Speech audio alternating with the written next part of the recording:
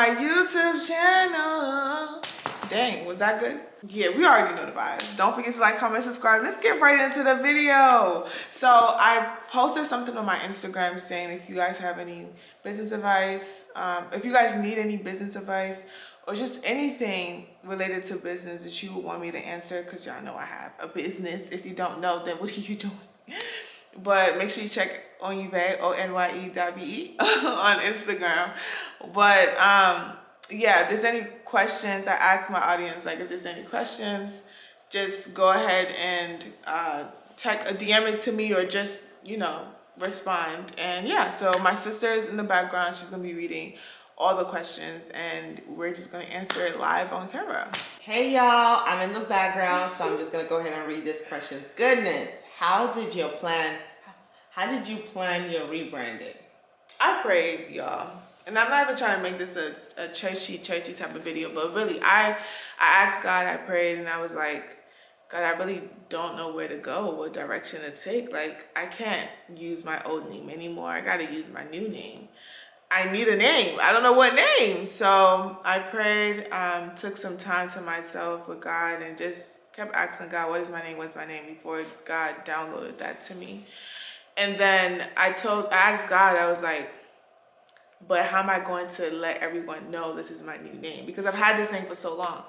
A friend of mine invited me to their church. I currently have a church, but she wanted me to just, you know, come to their church because they're doing some type of celebration, something, whatever. And I was like, okay, I'll come, because it's a youth-based type of church. So I go in there. Turns out that it was basically like a celebration type of vibe. Like, I can't really explain it, but it was the marketing aspect of it was so cool. And God told me, this is how you need to showcase your brand.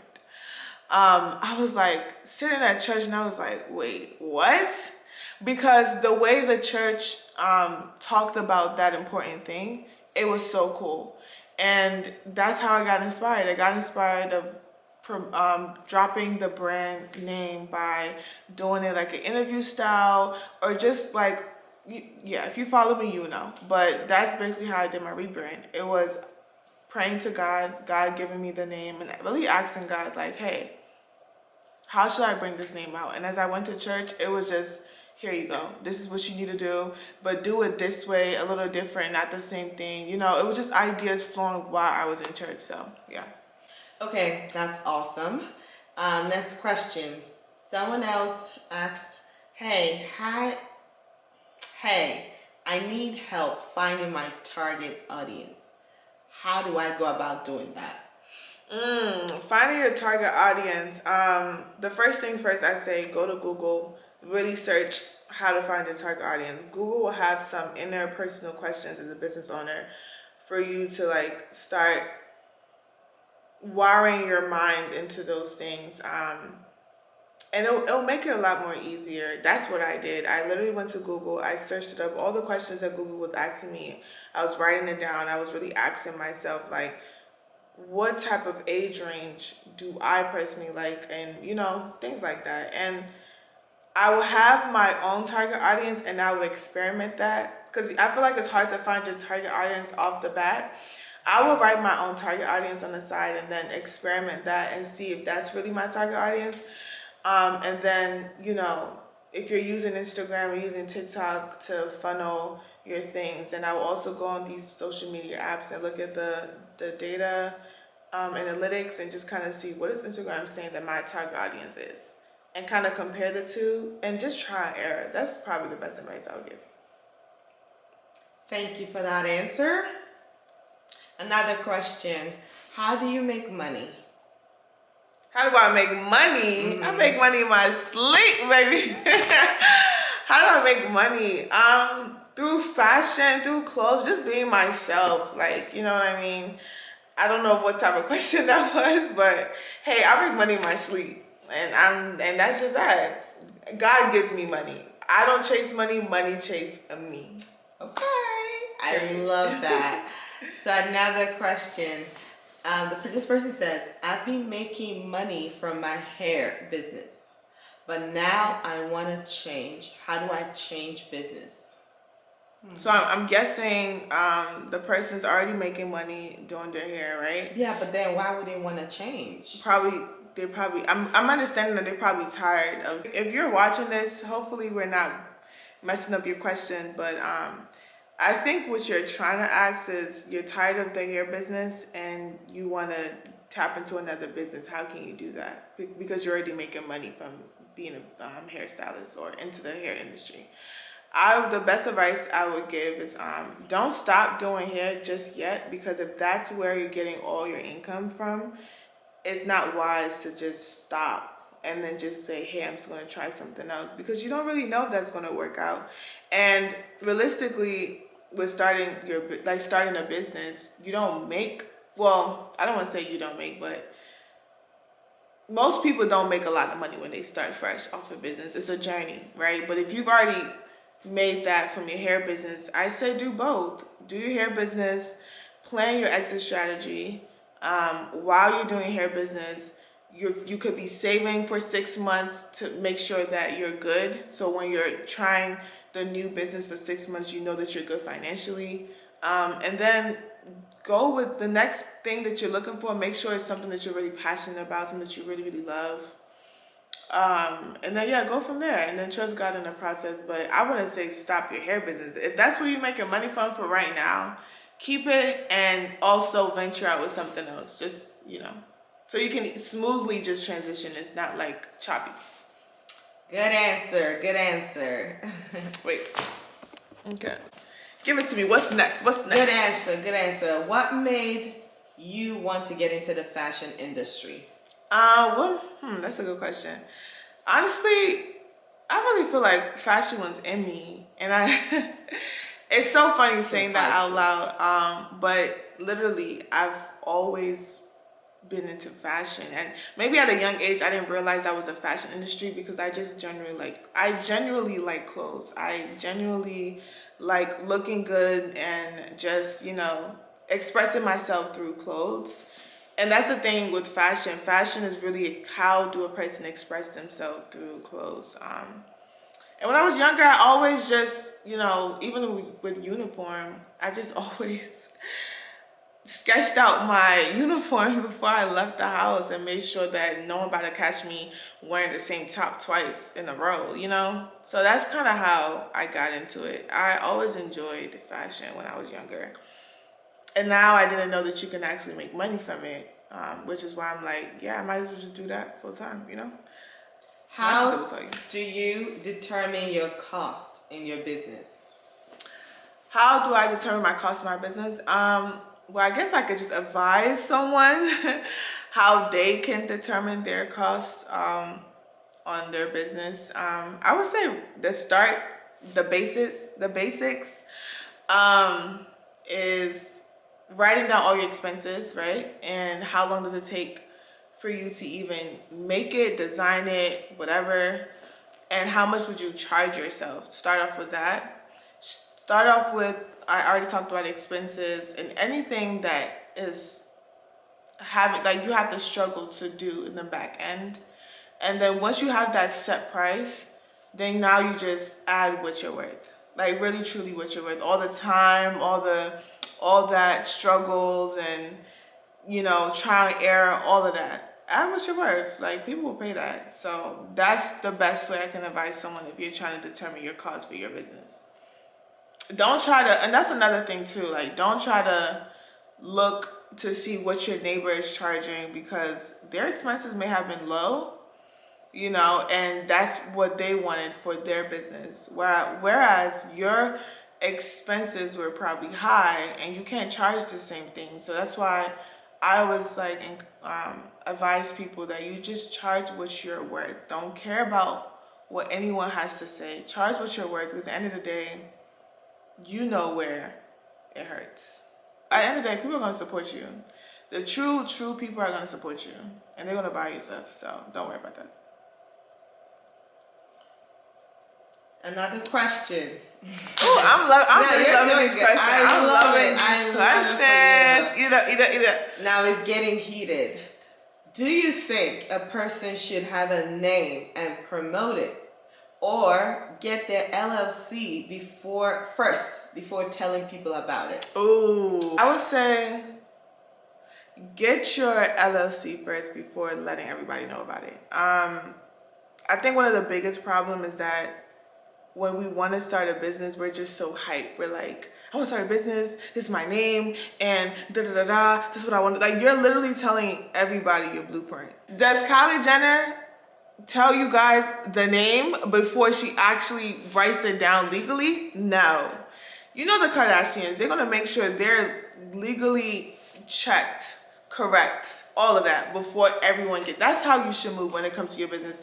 Don't be running around telling people this is my name, this is my name, this is my name, because the name is. I've heard situations where a person was so excited about their brand, they told their friend the name, and the person that they told was starting a business and took that name, LLC, they trademarked it, and now the other friend couldn't even take his original name because he said it too early.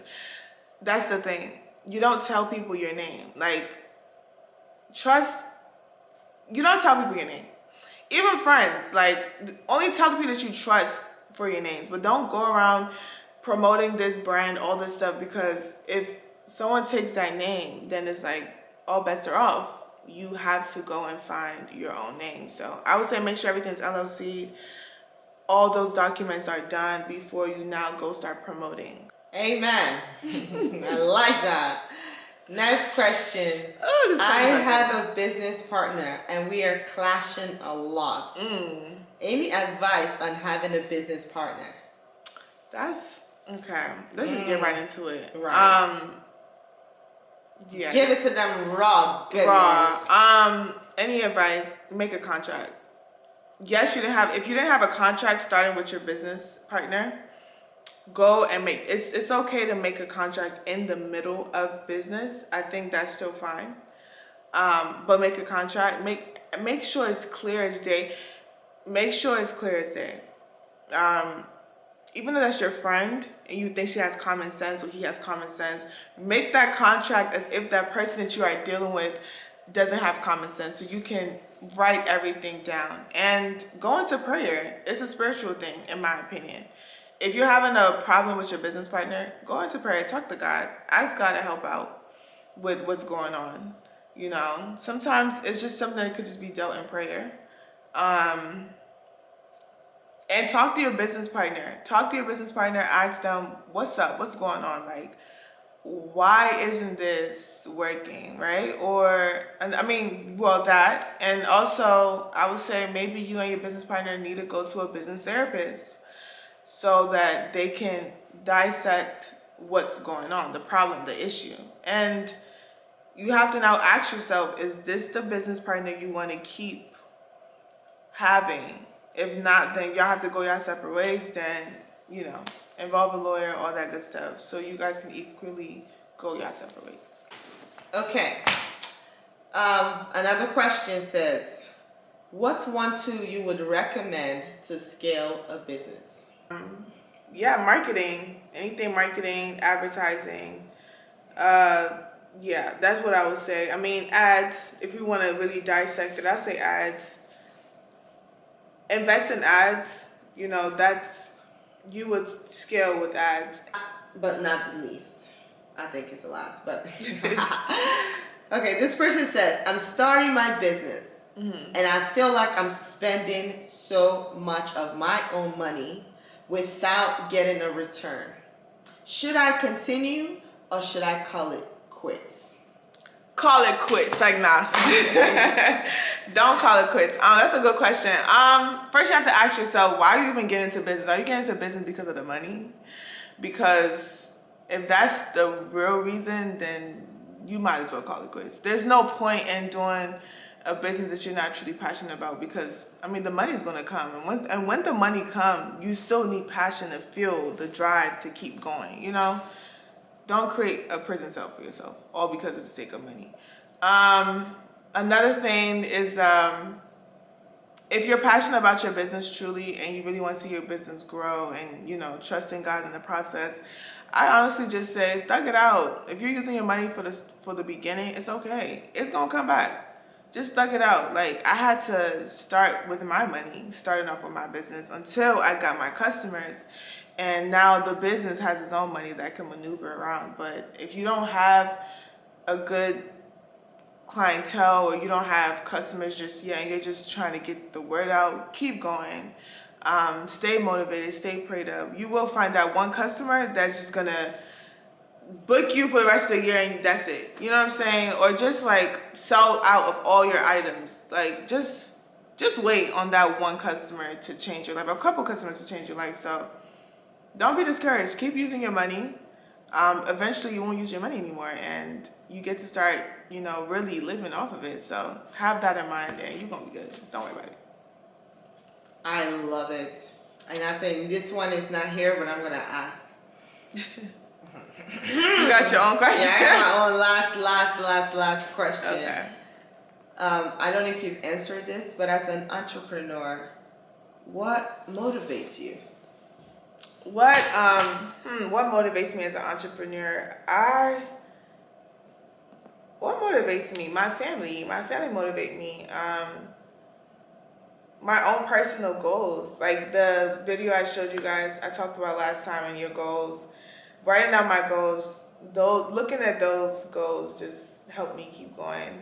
And I just want to help my like family, friends, and all that. Like I really want to impact this generation and really do what God's calling me to do. So all of that just motivates me. I want to live a fulfilled life. That motivates me alone. And I want to do something that I'm very passionate about, which is being an entrepreneur in the things that I do. So yeah. That's good. And if you have one last thing to say to the audience about, you know, just before the end of the year, how to just stay motivated and scale their business, what is that? What would you say? One advice I would give just one person watching this video, if you're a business owner and you're just need advice to keep going, I would say your life can change at any moment. Okay, your current situation isn't a permanent situation. It's temporary. Keep thinking about the end goal. It's a tunnel vision. Keep waiting on that big old light for you to get everything you always imagined, because you will get it. And just keep grinding. Trust the process. Enjoy it every step of the way, because once you get it, you're going to really go back and appreciate, like, wow, all the days that I was sleeping, all the days that I wasn't sleeping, all the days that I was grinding it out, wow. If anybody tried to take this from me, I could build it right back up. Well, I guess that's the end of the video. Nah, this was really good. Thank you guys so much for just asking me the questions. I really appreciate it. Don't forget, I always say this in the beginning and in the end, don't forget to like, comment, and subscribe. And I will see you guys tomorrow. Bye.